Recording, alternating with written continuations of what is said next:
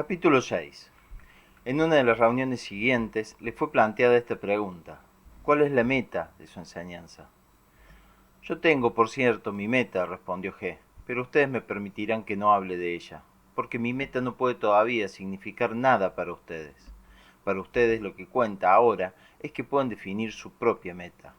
En cuanto a la enseñanza misma, ella no puede tener una meta, no hace sino indicar a los hombres la mejor manera de alcanzar sus metas, cualesquiera que éstas sean.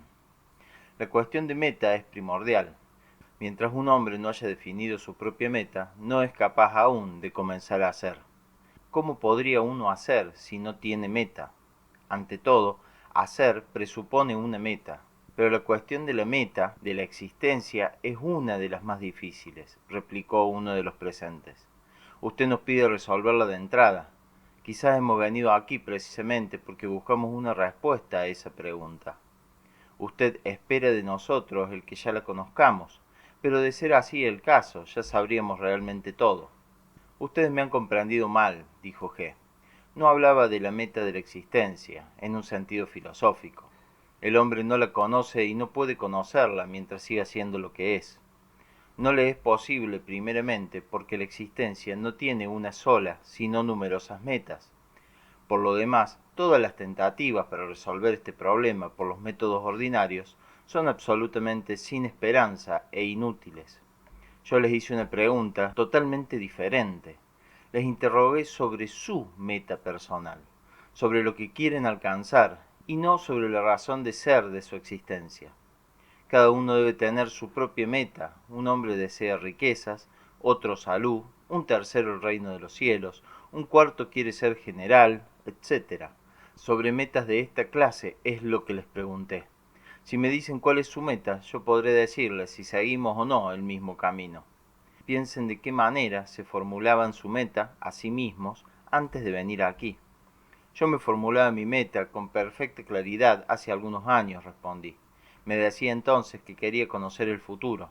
A través de un estudio teórico del problema, había llegado a la conclusión de que el futuro puede ser conocido, e incluso varias veces logré conseguir experimentalmente un conocimiento exacto del futuro. Había llegado a la conclusión de que teníamos que conocer el futuro y que teníamos derecho a ello, porque de otra manera no podríamos organizar nuestras vidas. Este asunto me parecía muy importante. Consideraba, por ejemplo, que un hombre puede saber y tiene el derecho de saber exactamente el tiempo que le queda, el tiempo que aún dispone, el día y la hora de su muerte. Siempre había encontrado humillante vivir en esta ignorancia y había decidido desde cierto momento no emprender nada, fuera lo que fuere, antes de saberlo. En realidad, ¿qué sentido tiene emprender un trabajo cualesquiera cuando uno ni siquiera sabe si tendrá tiempo para terminarlo? Muy bien, dijo G. Conocer el futuro es para usted la primera meta. ¿Puede alguien más formular su meta? Quisiera estar convencido de que sobreviviré a la muerte de mi cuerpo físico. Y si esto depende de mí, quisiera trabajar para existir después de la muerte, dijo uno de los presentes. El conocimiento o la ignorancia del futuro, la certidumbre o incertidumbre de una supervivencia, me importan igualmente poco, dijo otro, si he de seguir siendo lo que soy ahora. Lo que siento con más fuerza es que no soy el amo de mí mismo, y si debo formular mi meta, diría que quiero ser el amo de mí mismo. Quisiera comprender la enseñanza de Cristo y ser un verdadero cristiano, dijo el siguiente. Quisiera poder ayudar a los demás. Quisiera saber cómo detener las guerras. Bien, eso basta, dijo G. Ya tenemos suficientes elementos entre los deseos formulados. El mejor es el de ser el amo de sí. Sin esto nada más es posible. Ninguna otra cosa podrá tener valor alguno. Pero comencemos por el examen de la primera meta. Para conocer el futuro es necesario, ante todo, conocer tanto el presente como el pasado en todos sus detalles. Hoy es lo que es porque ayer fue lo que fue. Y si hoy es como ayer, mañana será como hoy. Si ustedes quieren que mañana sea diferente, deben hacer que hoy sea diferente. Si hoy no es sino una consecuencia de ayer, mañana a su vez no será sino una consecuencia de hoy. Y si alguien ha estudiado a fondo lo que ha sucedido ayer, antes de ayer, hace una semana, un año, 10 años, puede entonces, sin riesgo de error, decir qué sucederá y qué no sucederá mañana. Pero hoy día no tenemos suficientes elementos a nuestra disposición como para discutir seriamente este problema. Lo que ocurre o lo que puede ocurrirnos depende de una u otra de estas tres causas: el accidente, el destino o nuestra propia voluntad. Tal como somos, nos encontramos casi completamente a merced del accidente. No podemos tener destino en el verdadero sentido de la palabra, así como no podemos tener voluntad. Si tuviésemos voluntad, por este solo hecho seríamos capaces de conocer el futuro, porque no sería posible el construir nuestro futuro y hacerlo tal como lo queremos. Si tuviésemos un destino, podríamos también conocer el futuro, porque el destino corresponde al tipo. Si se conoce el tipo, entonces su destino también puede conocerse, es decir, a la vez su pasado y su futuro. Pero los accidentes siguen siendo imprevisibles. Hoy día un hombre es de una manera, mañana es diferente. Hoy día le sucede una cosa, mañana otra. ¿Pero no puede usted prever lo que nos va a suceder?, preguntó uno. ¿No ve con anticipación los resultados de cada uno de nosotros? ¿No ve con anticipación los resultados que cada uno de nosotros conseguirá trabajando sobre sí? ¿Y si vale acaso la pena que uno emprenda este trabajo? Es imposible decirlo, dijo G. Solo se puede predecir el futuro de hombres. El futuro no puede ser predicho para máquinas locas. Su dirección cambia en cada momento. En un momento dado, una máquina de estas va en una dirección y ustedes pueden calcular a dónde puede llegar. Pero 5 minutos más tarde, ésta se precipita en una dirección completamente diferente y todos sus cálculos probarán ser falsos. Asimismo, antes de hablar de predecir el futuro, es necesario saber de quién se trata. Si un hombre quiere prever su propio futuro, debe ante todo conocerse a sí mismo. Enseguida verá si le vale la pena conocer su futuro. En ocasiones tal vez le será preferible no conocerlo. Esto parece paradójico, pero tenemos todo el derecho de decir que ya conocemos nuestro futuro. Será exactamente idéntico a lo que ha sido nuestro pasado. Nada puede cambiar por sí solo. Y en la práctica, para estudiar el futuro, uno tiene que aprender a notar y recordar los momentos en que conocemos realmente el futuro y en que actuamos de acuerdo con este conocimiento. Tendremos así la prueba de que realmente conocemos el futuro. Esto es, sencillamente, lo que pasa en los negocios, por ejemplo. Todos los buenos comerciantes conocen el futuro, de otro modo sus negocios quebrarían. En el trabajo sobre sí es necesario ser un buen comerciante, un hombre de negocios avispado. No vale la pena conocer el futuro, sino cuando un hombre puede ser su propio amo. Hubo también una pregunta sobre la vida futura. ¿Cómo crearla? ¿Cómo evitar la muerte final? ¿Cómo no morir? Para esto es indispensable ser. Si un hombre cambia a cada instante, si no hay nada en él que pueda resistir a las influencias exteriores, esto quiere decir que nada en él puede resistir a la muerte. Pero si llega a ser independiente de las influencias exteriores, si aparece en él algo que pueda vivir por sí mismo, este algo puede no morir. En las circunstancias ordinarias morimos a cada instante. Las influencias exteriores cambian y nosotros cambiamos con ellas. Esto quiere decir que muchos de nuestros yoes mueren.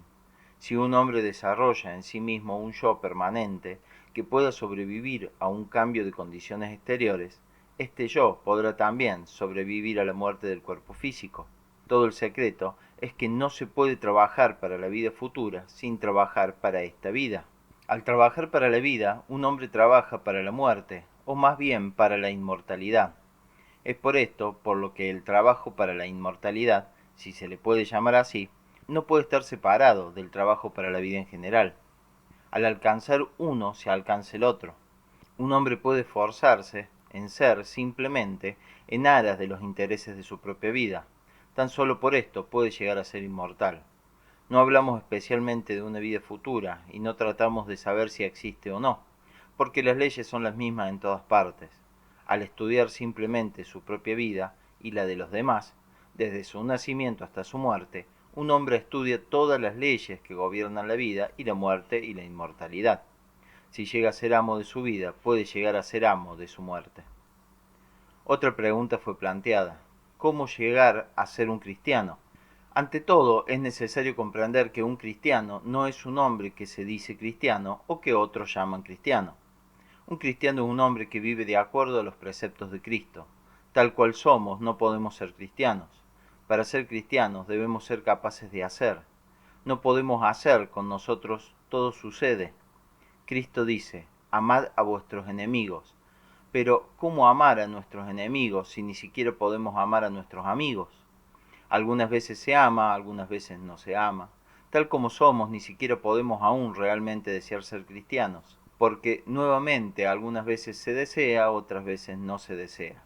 Un hombre no puede desear por mucho tiempo esta sola y misma cosa, porque de repente, en vez de desear ser cristiano, se acuerda de una alfombra muy hermosa, pero muy cara, que vio en una tienda, y en vez de desear ser cristiano, comienza a pensar en cómo comprar esa alfombra, olvidándose de todo lo que concierne al cristianismo. O si algún otro no cree que él sea un cristiano maravilloso, estará dispuesto a comérselo vivo o a asarlo en una hoguera. Para ser cristiano hay que ser. Ser significa ser el amo de sí mismo.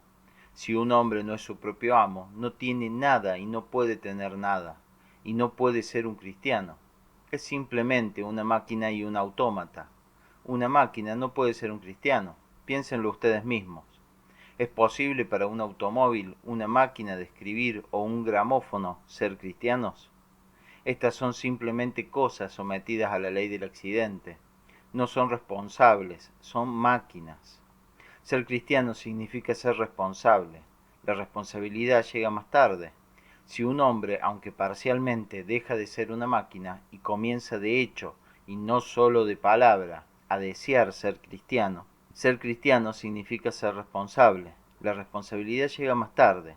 Si un hombre, aunque parcialmente, deja de ser máquina y comienza de hecho, y no solo de palabra, a desear ser cristiano. ¿Qué relación hay entre la enseñanza que usted expone y el cristianismo tal como nosotros lo conocemos?, preguntó alguien. No sé lo que usted sabe sobre el cristianismo, contestó G, poniendo énfasis en estas palabras. Sería necesario hablar durante mucho tiempo a fin de aclarar lo que ustedes entienden por este término, pero para beneficios de lo que ya saben diré, si así lo quieren, que este es el cristianismo esotérico. Hablaremos a su debido tiempo sobre el significado de estas palabras. Por el momento sigamos discutiendo nuestras preguntas. Entre las metas que se han expresado, sin discusión alguna, la más justa es la de ser amo de sí mismo, porque sin esto nada es posible. En comparación con esta meta, todas las demás no son sino sueños infantiles, deseos de los cuales un hombre no podría hacer el menor uso aunque le fuesen concedidos. Por ejemplo, alguien dijo que quería ayudar a los demás. Para ser capaz de ayudar a los demás, primero hay que aprender a ayudarse a sí mismo. Con la idea de ayudar a los demás, un gran número de personas se deja llevar por toda clase de pensamientos y de sentimientos simplemente por pereza. Son demasiado perezosos para trabajar sobre sí mismos, pero les agrada mucho pensar que son capaces de ayudar a los demás. Esto es ser falso e hipócrita consigo mismo. Cuando un hombre se ve realmente tal cual es, no les pasa por la cabeza ayudar a los demás. Tendría vergüenza de pensar en eso.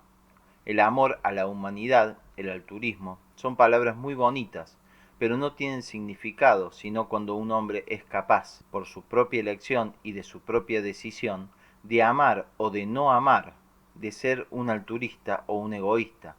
Entonces su elección tiene un valor, pero si no hay elección alguna, si él no puede hacer otra cosa, si es solamente lo que la casualidad lo ha hecho o lo está haciendo, hoy un altruista, mañana un egoísta y pasado mañana nuevamente un altruista, ¿qué valor puede tener todo esto? Para ayudar a los demás, un hombre tiene que aprender primero a ser egoísta, un egoísta consciente. Solo un egoísta consciente puede ayudar a los demás. Tal como somos, no podemos hacer nada. Un hombre decide ser un egoísta y resulta regalando su última camisa. Habiendo decidido regalar su última camisa, arranca la del hombre al que le quería dar la suya. O bien, al decidir dar su propia camisa, quiere dar la del otro, y se pone furioso si éste se le rehúsa. Y así sigue la vida. Para hacerlo difícil hay que aprender primero a hacer lo que es fácil. No se puede comenzar por lo más difícil. Se me ha planteado otra pregunta. ¿Cómo detener las guerras? Las guerras no pueden ser detenidas. La guerra es el resultado de la esclavitud en que viven los hombres. Estrictamente hablando, no se puede culpar a los hombres por la guerra. En su origen hay fuerzas cósmicas e influencias planetarias, pero los hombres no oponen ni sombra de resistencia a estas influencias. Y no pueden hacerlo porque son esclavos. Si fuesen hombres y fuesen capaces de hacer, serían capaces de resistir a estas influencias y de abstenerse de matarse entre ellos. Pero seguramente aquellos que lo comprendan pueden hacer algo, interrogó el hombre que había hecho la pregunta acerca de la guerra. Si un número suficiente de hombres llegase a la conclusión categórica de que ya no debe haber más guerras, ¿no podrían influir sobre los demás? Aquellos a quienes les disgusta la guerra han estado tratando de hacer eso casi desde la creación del mundo, dijo G. Y sin embargo, nunca ha habido una guerra como la presente. Las guerras no están disminuyendo, están aumentando, y no pueden ser detenidas por medios ordinarios. Todas estas teorías acerca de la paz universal, sobre conferencias sobre la paz, etc., son nuevamente simple pereza e hipocresía. Los hombres no quieren pensar en sí mismos, no quieren trabajar sobre sí mismos, no piensan sino en los medios para llevar a los demás a que sirvan a sus caprichos. Si se llegase a formar efectivamente un grupo suficientemente de hombres deseosos de detener las guerras, comenzarían primero por hacer la guerra contra aquellos que no estuvieran de acuerdo. Y es aún más seguro que harían la guerra contra quienes también quisieran detener las guerras, pero en forma diferente. Y así ellos pelearían. Los hombres son lo que son y no pueden ser diferentes. La guerra tiene muchas causas que son desconocidas para nosotros. Algunas causas están en los hombres mismos, otras están fuera de ellos. Hay que empezar por las causas que están en el hombre mismo. ¿Cómo puede el hombre ser independiente de las influencias exteriores, de las grandes fuerzas cósmicas, cuando es esclavo de todo lo que lo rodea? Está en poder de todas las cosas a su alrededor. Si fuese capaz de librarse de las cosas, entonces podría librarse de las influencias planetarias. Libertad, liberación, esta debe ser la meta del hombre, llegar a ser libre, escapar de la servidumbre. Es por esto por lo que un hombre debería luchar cuando haya llegado a ser, aunque sea un poco consciente de su situación. Es la única salida para él, porque nada es posible mientras siga siendo un esclavo interior y exteriormente. Pero no puede dejar de ser esclavo exteriormente, mientras interiormente siga siendo un esclavo. Por consiguiente, para llegar a ser libre, tiene que conquistar la libertad interior. La primera razón de la esclavitud interior del hombre es su ignorancia, y sobre todo, su ignorancia de sí mismo. Sin el conocimiento de sí, sin la comprensión de la marcha y de las funciones de su máquina, el hombre no puede ser libre, no puede gobernarse y seguirá siendo siempre esclavo y el juguete de las fuerzas que actúan sobre él. Esta es la razón por la cual, en las enseñanzas antiguas, la primera exigencia al comienzo del camino de la liberación era «conócete a ti mismo». En la reunión siguiente, G comentó estas palabras: «Conócete a ti mismo». Esta fórmula, generalmente atribuida a Sócrates, en realidad se encuentra en la base de muchas doctrinas y escuelas mucho más antiguas que la escuela socrática. Pero aunque el pensamiento moderno no desconoce la existencia de este principio, no tiene sino una idea muy vaga de su significado y de su alcance. El hombre ordinario de nuestra época, aun si se interesa en la filosofía o en las ciencias, no comprende que el principio «conócete a ti mismo» se refiere a la necesidad de conocer su propia máquina, la máquina humana. La estructura de la máquina es más o menos la misma en todos los hombres. Por lo tanto, es esta estructura la que el hombre debe estudiar primeramente, es decir, las funciones y las leyes de su organismo.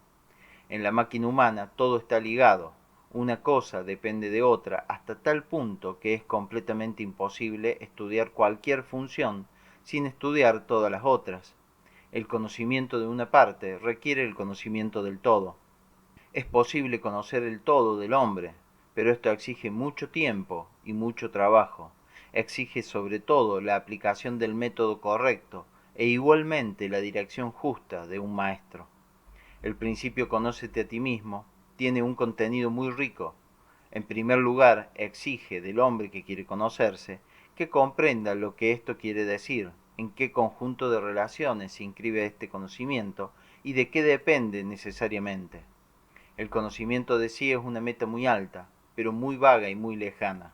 El hombre en su estado actual está muy lejos del conocimiento de sí. Por eso, estrictamente hablando, la meta del hombre no puede ser el conocimiento de sí.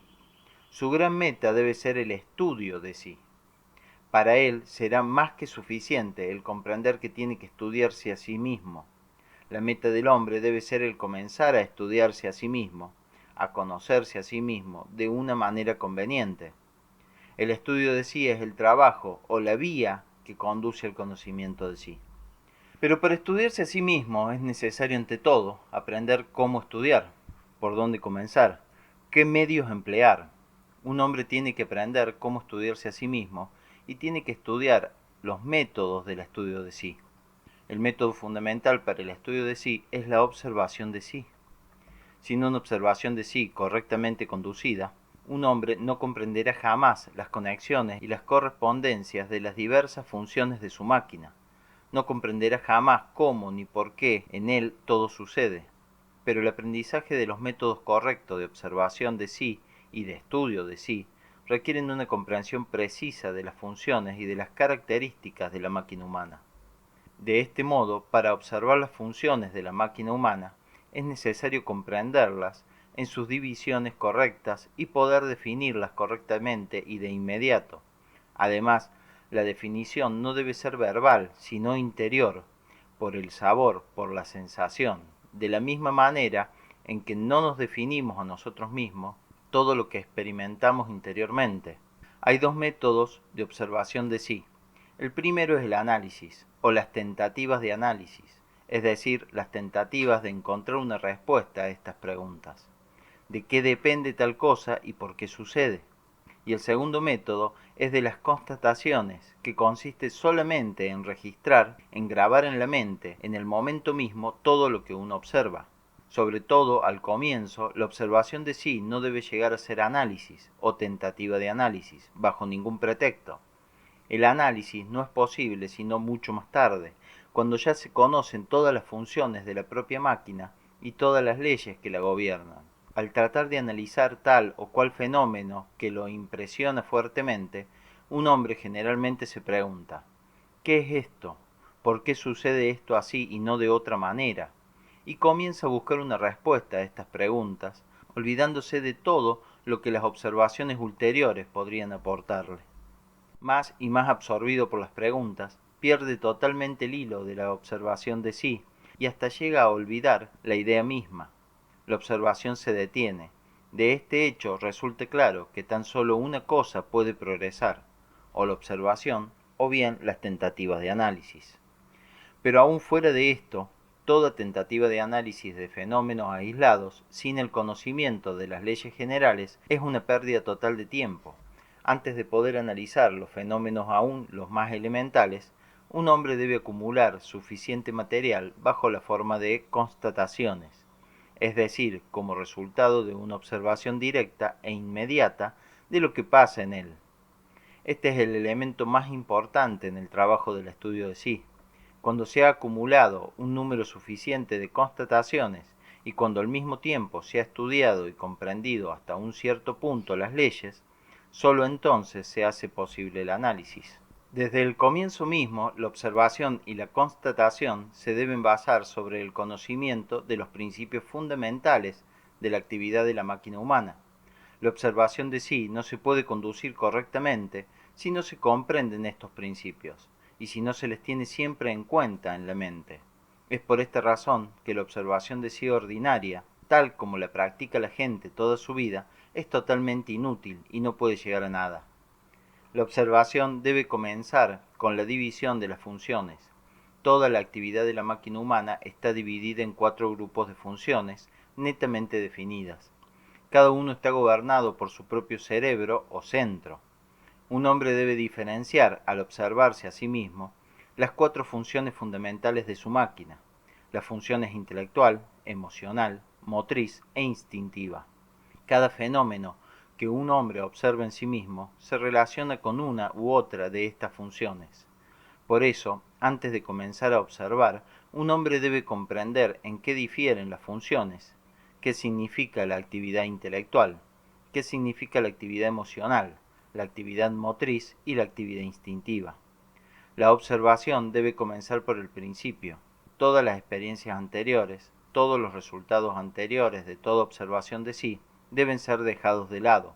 Allí puede haber elementos de gran valor, pero todo este material está basado en las divisiones erróneas de las funciones observadas, y este mismo está dividido de manera incorrecta.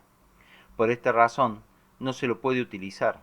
En todo caso, no se lo puede utilizar al comienzo del estudio de sí. En el momento oportuno, lo que hay de valor será tomado y utilizado, pero es necesario comenzar por el principio, es decir, observarse a sí mismo como si no se conociese en lo más mínimo, como si aún nunca se hubiera observado. Cuando uno comienza a observarse, debe tratar de determinar al instante a qué grupo, a qué centro pertenecen los fenómenos que se están observando en el momento. Algunos encuentran difícil comprender la diferencia entre pensamientos y sentimientos. Otros tienen dificultad en comprender la diferencia entre sentimiento y sensación, entre un pensamiento y un impulso motor. Hablando en términos muy amplios, se puede decir que la función del pensamiento siempre trabaja por medio de la comparación. Las conclusiones intelectuales son siempre el resultado de la comparación de dos o más impresiones. La sensación y la emoción no razonan, no comparan, simplemente definen una impresión dada por su aspecto, por su carácter agradable o desagradable en uno u otro sentido, por su color, sabor u olor. Lo que es más, las sensaciones pueden ser indiferentes, ni calientes ni frías, ni agradables ni desagradables. Papel blanco, lápiz rojo. En la sensación de lo blanco y de lo rojo no hay nada agradable o desagradable. En todo caso, no es necesario que haya nada agradable o desagradable ligado a la sensación de uno u otro de estos dos colores. Estas sensaciones que proceden de los así llamados cinco sentidos y las demás, como la sensación del calor, la del frío, etc., son instintivas. Las funciones del sentimiento o emociones siempre son agradables o desagradables. No hay emociones indiferentes. La dificultad para distinguir entre las funciones se acrecienta por el hecho de que la gente las siente de manera muy diferente. Esto es lo que generalmente no comprendemos. Creemos que las personas son mucho más parecidas entre sí de lo que son en realidad. Sin embargo, de hecho, hay grandes diferencias entre uno y otro en lo que concierne a las formas o a las modalidades de sus percepciones. Algunas personas perciben principalmente a través de su pensar, otras a través de sus emociones y otras a través de sus sensaciones. La comprensión mutua es muy difícil, si no imposible, para hombres de diversas categorías y de diversos modos de percepción, porque todos dan nombres diferentes a una sola y misma cosa, y el mismo nombre a las cosas más diferentes. Además, son posibles todas clases de combinaciones. Un hombre percibe a través de sus pensamientos y de sus sensaciones, otro a través de sus pensamientos y de sus sentimientos, y así sucesivamente. Cualquiera que sea, cada modo de percepción se pone inmediatamente en relación con una especie particular de reacción a los acontecimientos exteriores. Estas diferencias en la percepción y la reacción a los acontecimientos exteriores producen dos resultados. Las personas no se comprenden entre sí y no se comprenden ellas mismas. Muy a menudo un hombre llama sentimientos a sus pensamientos o a sus percepciones intelectuales, y llama pensamientos a sus sentimientos, y sentimientos a sus sensaciones. Este último caso es el más frecuente. Por ejemplo, dos personas perciben la misma cosa diferentemente. Digamos que una la percibe a través de sus sentimientos y otra a través de sus sensaciones. Podrían discutir toda su vida sin comprender jamás en qué consiste la diferencia entre sus actitudes en presencia de un objeto dado. En efecto, la primera lo ve bajo uno de sus aspectos y la segunda bajo otro. Para encontrar el método que discrimina, debemos comprender que cada función psíquica normal es un medio o un instrumento de conocimiento. Con la ayuda del pensar, vemos un aspecto de las cosas y de los sucesos. Con la ayuda de las emociones, vemos otro aspecto, y con la ayuda de las sensaciones, un tercer aspecto. El conocimiento más completo que podríamos alcanzar de un tema dado solo se puede obtener si lo examinamos simultáneamente a través de nuestros pensamientos, sentimientos y sensaciones. Todo hombre que se esfuerza por alcanzar un conocimiento verdadero debe dirigirse hacia la posibilidad de tal percepción. En condiciones ordinarias, el hombre ve el mundo a través de un cristal deformado, desigual, y aun si se da cuenta, no puede cambiar nada. Su forma de percepción, sea cual fuere, depende del trabajo de su organismo entero. Todas las funciones son interdependientes y se equilibran entre sí. Todas las funciones tienden a mantenerse entre sí en el estado en que están. Por eso, un hombre que comienza a estudiarse a sí mismo, al descubrir en sí algo que no le gusta, debe comprender que no será capaz de cambiarlo. Estudiar es una cosa, cambiar es otra.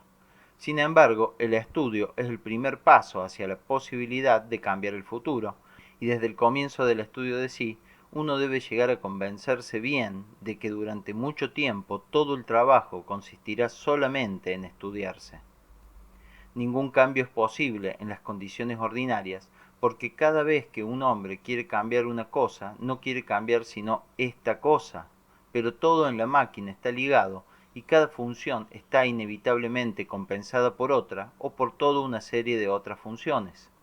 Aunque no nos demos cuenta de esta interdependencia entre las diversas funciones en nosotros mismos, la máquina está equilibrada en todos sus detalles en cada momento de su actividad. Si un hombre constata en sí mismo algo que les disgusta y empieza a hacer esfuerzos para cambiarlo, puede llegar a cierto resultado, pero al mismo tiempo, con este resultado obtendrá inevitablemente otro resultado que no podría haber sospechado.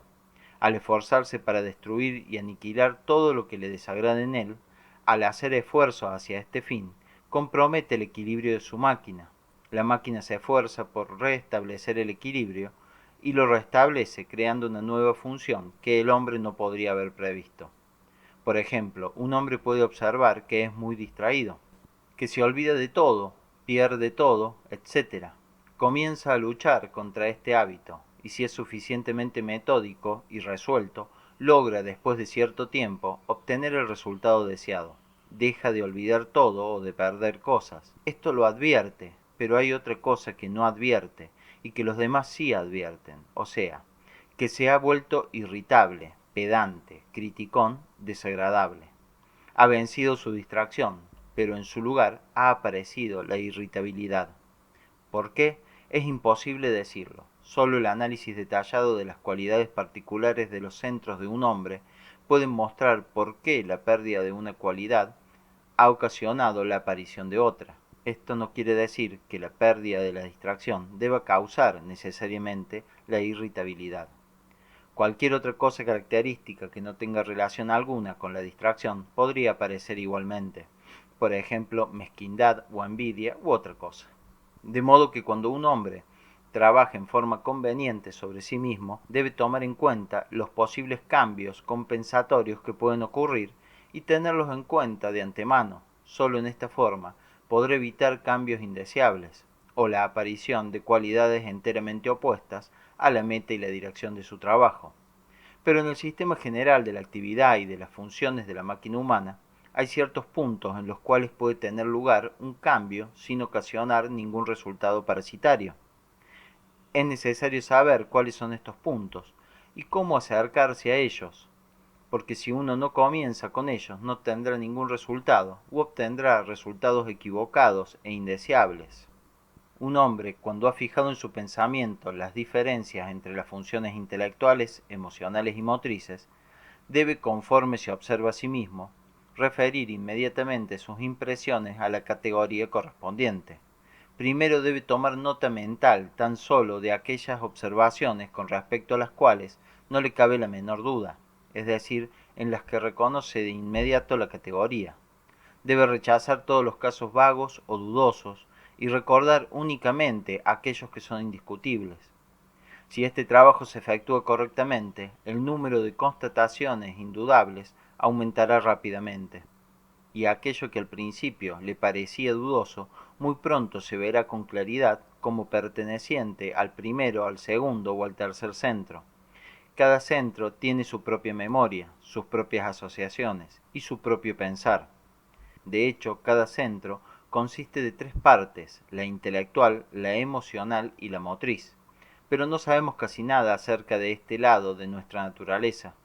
En cada centro solo conocemos una parte. Sin embargo, la observación de sí mismo nos demostrará muy pronto que la vida de nuestros centros es mucho más rica, o en todo caso que contiene muchas más posibilidades de las que pensábamos.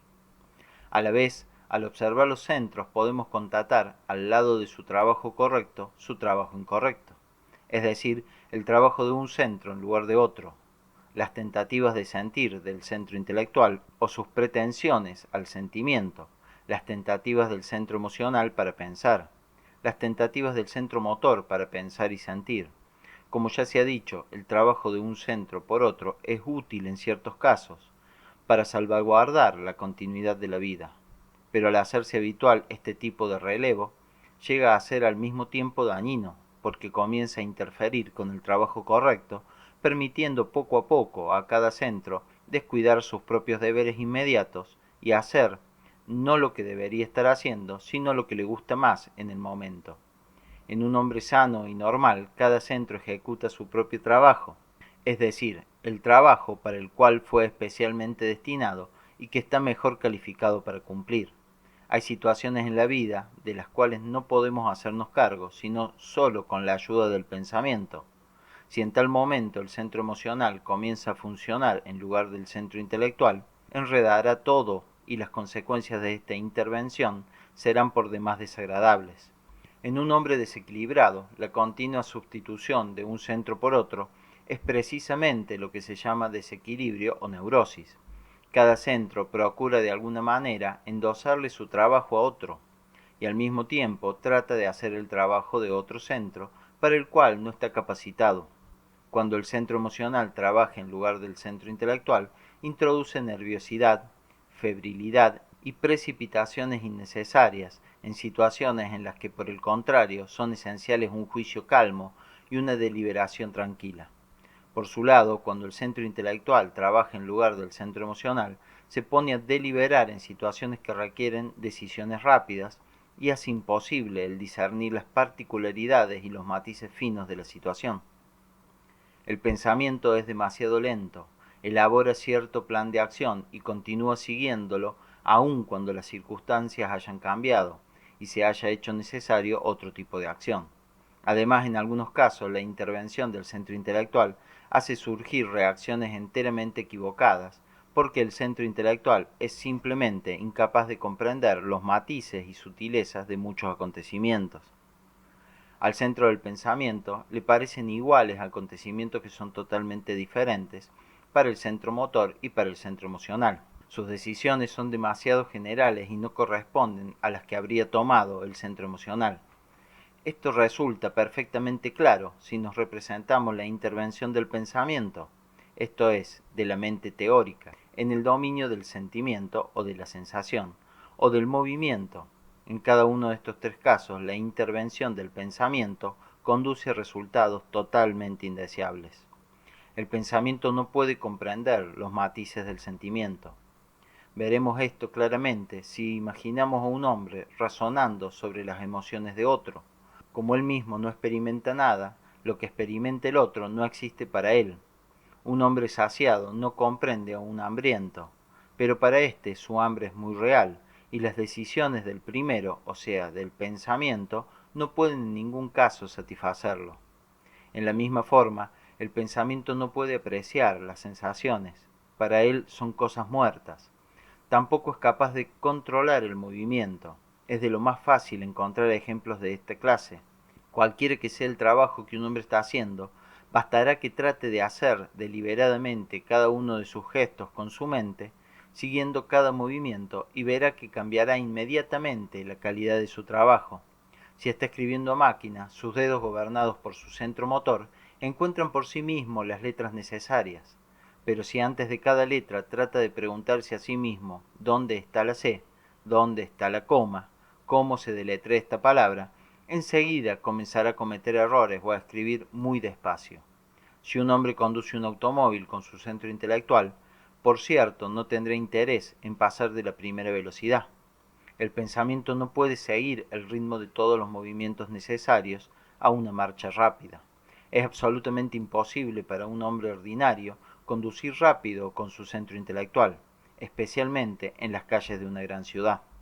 Cuando el centro motor hace el trabajo del centro intelectual, da como resultado la lectura mecánica o la audición mecánica, aquella de un lector o de un oyente que no percibe sino palabras y se queda totalmente inconsciente de lo que lee o escucha.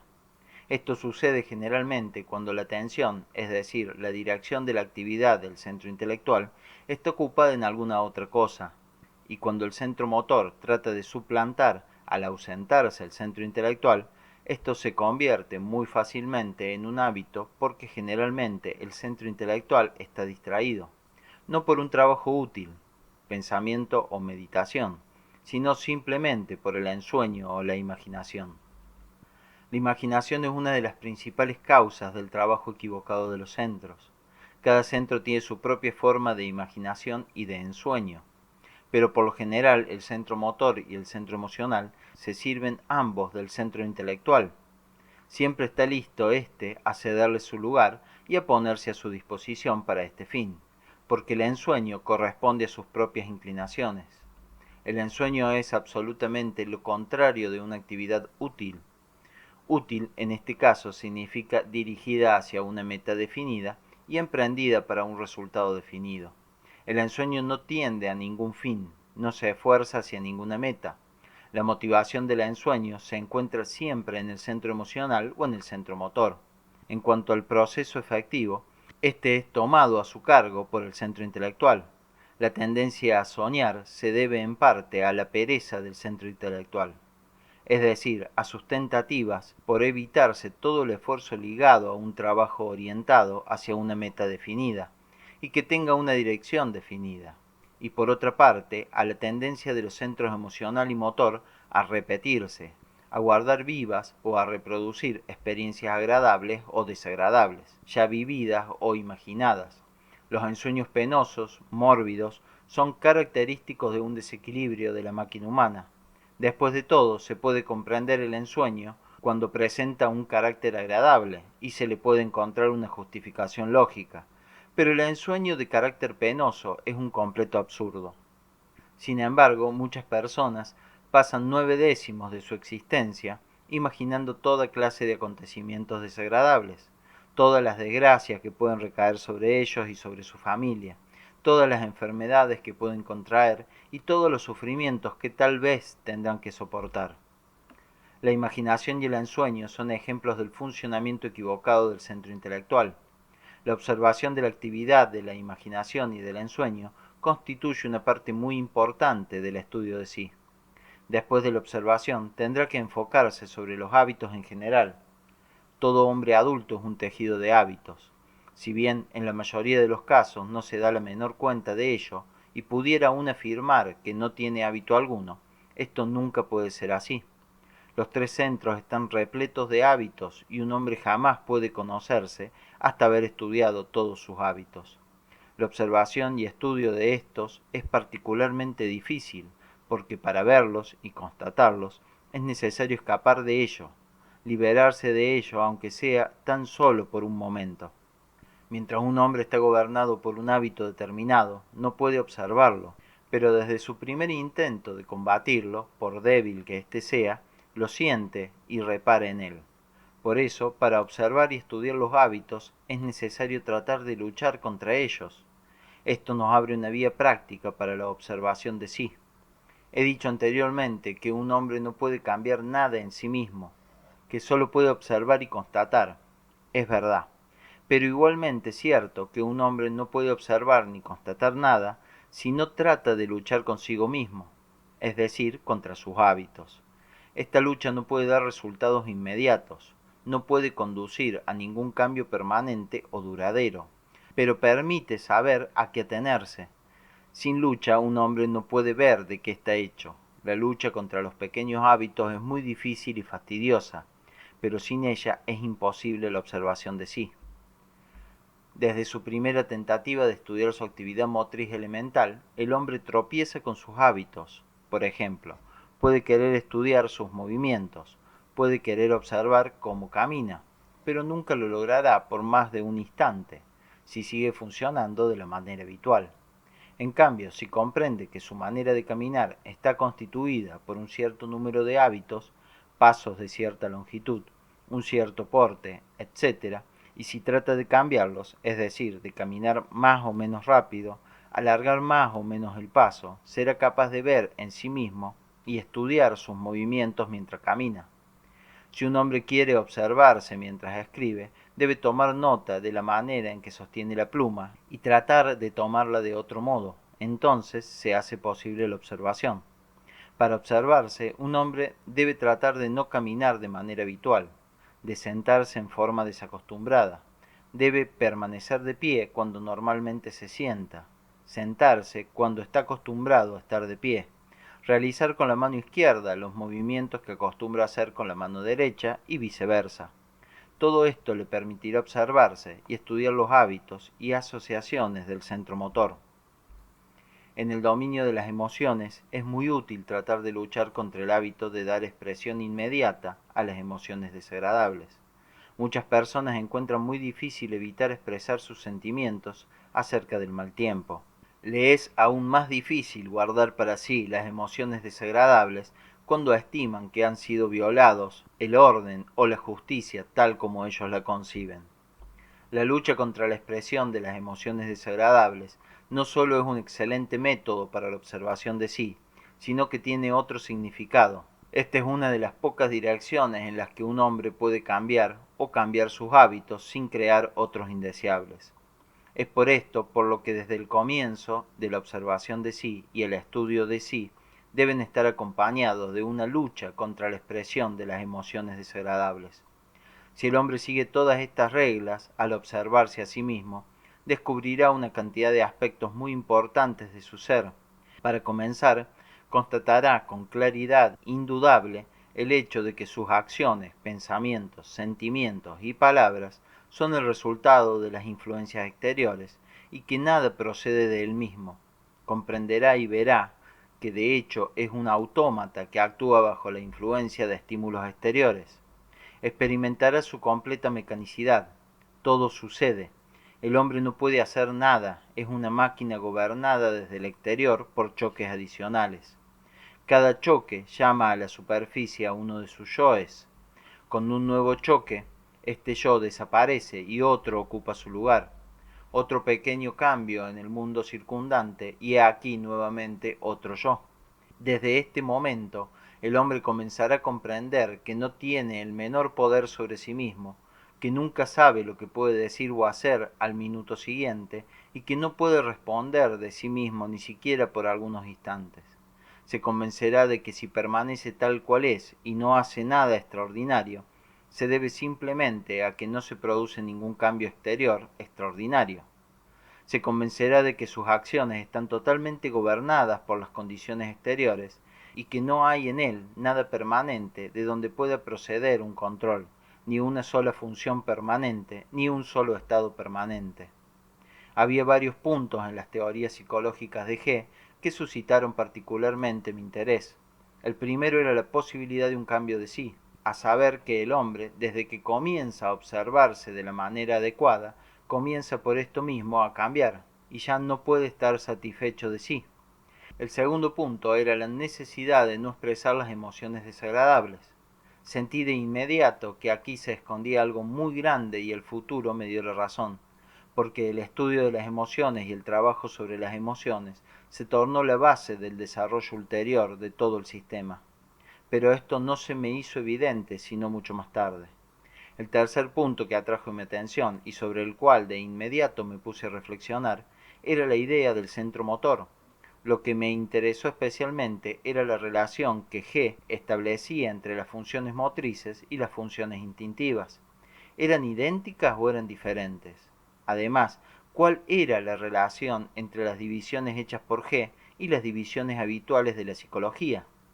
Hasta entonces, con ciertas reservas y adiciones, yo había estimado posible aceptar la vieja clasificación de las acciones del hombre en acciones conscientes y acciones automáticas, que primero tienen que ser conscientes, acciones instintivas, oportunas pero sin meta consciente, y acciones reflejas, simples y complejas que nunca son conscientes y que en ciertos casos pueden ser inoportunas. Además, había las acciones realizadas bajo las influencias de disposiciones emocionales ocultas y de impulsos interiores desconocidos. G puso de cabeza toda esta estructura. Primeramente descartó por completo las acciones conscientes, porque, como resaltaba de todo lo que él decía, nada era consciente. El término de subconsciente, que desempeña un papel tan grande en las teorías de algunos autores, llegaba así a ser enteramente inútil y hasta engañoso, ya que fenómenos de categoría completamente diferentes siempre eran clasificados en la categoría de subconscientes. La división de las acciones según los centros que las gobiernan eliminaba toda incertidumbre y toda duda posible en cuanto a la justeza de estas divisiones. Lo que era particularmente importante en el sistema de G era la idea de que acciones idénticas podían tener su origen en centros diferentes. Un buen ejemplo es el del joven recluta y el viejo soldado en la instrucción militar. Aquel maneja el fusil con su centro intelectual, este con su centro motor, que lo hace mucho mejor. Pero G no llamaba automáticas a las acciones gobernadas por el centro motor, solo designaba así a las acciones que el hombre realiza de manera imperceptible para él mismo. Las mismas acciones, desde que son observadas, ya no se pueden llamar automáticas. Otorgaba un gran lugar al automatismo, pero no confundía funciones motrices con funciones automáticas. Y lo que es más importante, encontraba acciones automáticas en todos los centros. Por ejemplo, hablaba de pensamientos automáticos y de sentimientos automáticos. Cuando le pregunté sobre los reflejos, los llamó acciones instintivas, y como comprendí de lo que siguió, entre todos los movimientos exteriores consideraba solo a los reflejos como acciones instintivas. Yo estaba muy interesado por su descripción de las relaciones entre las funciones motrices e instintivas, y volvía a menudo a este tema en mis conversaciones con él. Ante todo, G nos llamó la atención sobre el perpetuo abuso de las palabras instinto e instintivo. Resaltaba de lo que decía que estos términos no podían aplicarse con derecho a las funciones internas del organismo: respiración, circulación de la sangre, digestión. Tales eran las funciones instintivas. Las únicas funciones externas que pertenecían a esta categoría eran los reflejos.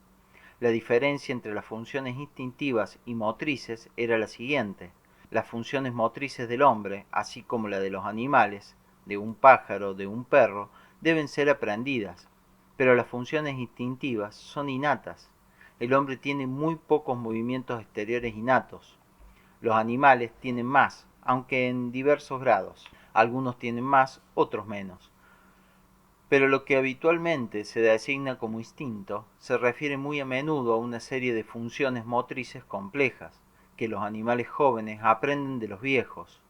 Una de las principales propiedades del centro motor es su capacidad de imitar. El centro motor imita lo que ve sin razonar. Este es el origen de las leyendas que existen sobre la maravillosa inteligencia de los animales, o sobre el instinto, que reemplaza a la inteligencia para permitirles realizar toda una serie de acciones complejas y perfectamente adaptadas. La idea de un centro motor independiente, es decir, que no depende de la mente ni requiere nada de ella, y que es por sí mismo una mente, pero que por otra parte tampoco depende del instinto y debe ante todo educarse, situaba un número muy grande de problemas sobre una base enteramente nueva. La existencia de un centro motor trabajando por imitación explicaba el mantenimiento del orden existente en las colmenas, las comejeneras y los hormigueros. Dirigida por la imitación, una generación debe modelarse absolutamente sobre el patrón de la generación precedente. No puede haber ningún cambio, ninguna desviación del modelo, pero la imitación no explica cómo se establece en el origen un orden tal.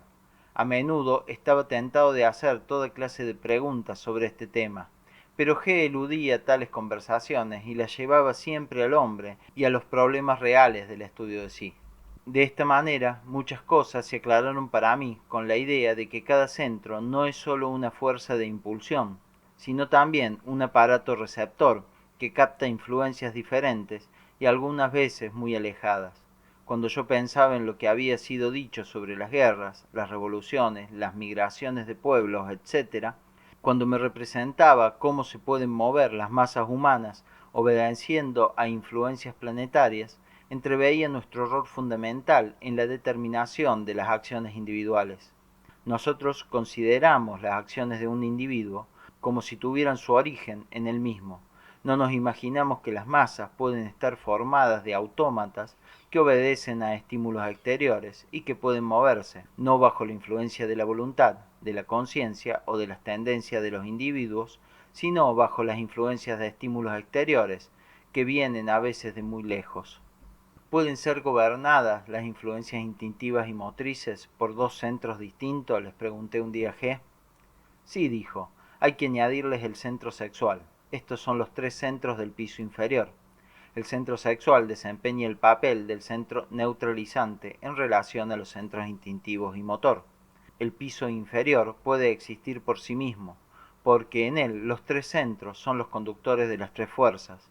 Los centros intelectual y emocional no son indispensables para la vida. ¿Cuál de los centros del piso inferior es activo y cuál es el pasivo? Eso cambia, dijo G. Ora el centro motor es activo y el centro instintivo es pasivo, ora el centro instintivo es el que es activo y el centro motor pasivo. Usted debe encontrar en usted mismo ejemplos de estos estados, pero independientemente de los diferentes estados, hay también diferencias de tipos. En unos el centro motor es más activo, en otros el centro instintivo, pero para mayor comodidad en el razonamiento y sobre todo el comienzo, cuando es la explicación de los principios lo que más cuenta, los consideraremos como un solo centro, comprendiendo diferentes funciones que trabajan sobre el mismo nivel. Los centros intelectual, emocional y motor trabajan sobre niveles diferentes, y los centros motor e instintivo sobre un mismo nivel. Más tarde comprenderá lo que significa estos niveles y de qué dependen.